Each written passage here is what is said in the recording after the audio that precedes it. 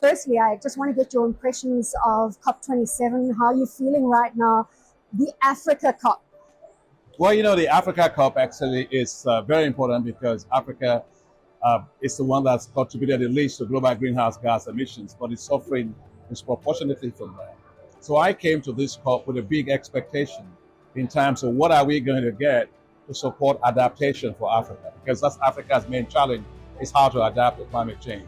And we brought two of our biggest efforts here for Africa. One is called the African Adaptation Acceleration Program, which is actually Africa's largest effort on global climate adaptation to mobilize $25 billion for Africa. And I said here that, look, I didn't come here to beg for money. We have $12.5 billion on the table already. We're trying to raise $12.5 billion for that program. And I'm very excited with how the global community has responded.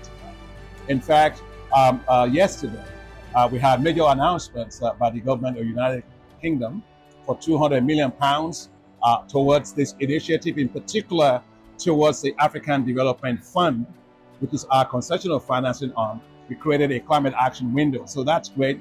£200 million. Let's just pause on that figure for a moment. It's more than that. So that's £200 million by the UK government, but also the Netherlands also came to the table with 110 million euros as well for that initiative. So we're getting the momentum. People are listening. As I said, I came to this COP with a vuvuzela on Africa's climate adaptation issue. So I'm pretty excited. Talk to me about the Alliance for Green Infrastructure in Africa as a catalyst to really develop the continent's green infrastructure. Is it going to make a difference? Well, absolutely. We have no choice. In the greening of our economy lies our greatest opportunity, because, we have the world's largest resources in terms of renewable energy, whether it's hydro, whether it's wind, whether it's in terms of geothermal, or whether it's in terms of solar power. And so 45% of the global resources on energy are right here in Africa. And the Alliance for Green Infrastructure was set up to allow us to unlock these potentials and also to green our infrastructure space. Africa's infrastructure needs, it's anything between a deficit of $68 to $108 billion a year.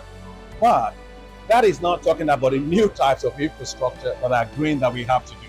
So we set up this Alliance for Green Infrastructure, the African Development Bank, Africa50, and several other partners to develop bankable green infrastructure projects, to mobilize capital around those projects, to execute those projects, and also to create greater space for Africa to tap into green bonds to finance renewable energy, finance the greening of water systems, irrigation systems, or even in terms of lithium-ion batteries, all these things.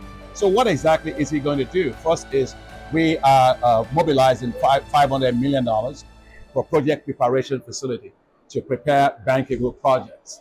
And of course, then we want to use that to leverage $10 billion of direct investment in green infrastructure. So that would be great for Africa.